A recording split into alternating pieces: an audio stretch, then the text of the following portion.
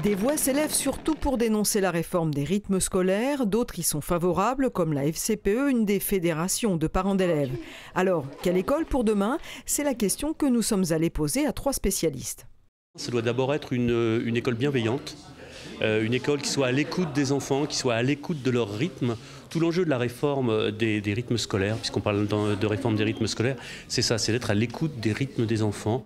La semaine de 4 jours a été une erreur, et qui a nui à l'enseignement, aux enseignements des enfants.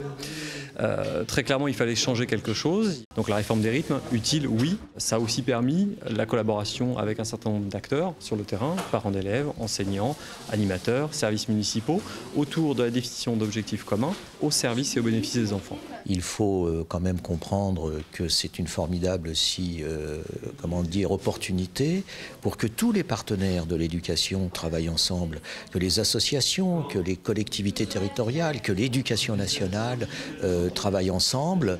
Reste que travailler ensemble, cela va prendre du temps. Tout le monde semble s'accorder sur ce point. Il va falloir du temps, il va falloir peut-être plusieurs années pour que ça fonctionne, mais j'espère que ça va fonctionner, parce que de toute façon, on parlait tout à l'heure d'échec scolaire, c'est un des moyens importants pour résoudre cette question-là et faire que tous nos jeunes réussissent dans le système scolaire. C'est une réforme qui va évoluer au fil du temps, qui va s'adapter. Et moi, je crois qu'on peut être optimiste. Moi, je pense en tous les cas personnellement, et la FCPE aussi un peu, c'était un petit peu difficile de confier une partie de la réforme des rythmes éducatifs aux collectivités territoriales, qui ne sont pas forcément des professionnels de l'éducation. Entre des villes qui vont avoir les moyens et qui vont développer une véritable politique éducative en réfléchissant à l'ensemble de leur temps, à la cohérence de l'ensemble de leur temps, des villes riches qui vont mettre en place des services de garderie, et la même chose chez les villes pauvres, la vraie différence, elle est sur l'engagement des villes. Il y a tout le travail sur la pédagogie. On va parler pour les villes autour de la pédagogie des centres de loisirs, qui est un travail de long terme, qui est la formation des animateurs. Les animateurs ont un gros problème de formation initiale.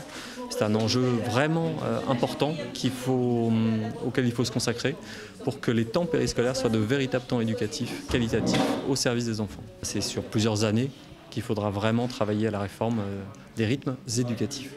Un des objectifs de la réforme, que la France quitte la 25e place du classement international PISA. Mais nos 3 spécialistes s'accordent à dire que cela ne pourra se faire qu'avec les enseignants et surtout pas contre.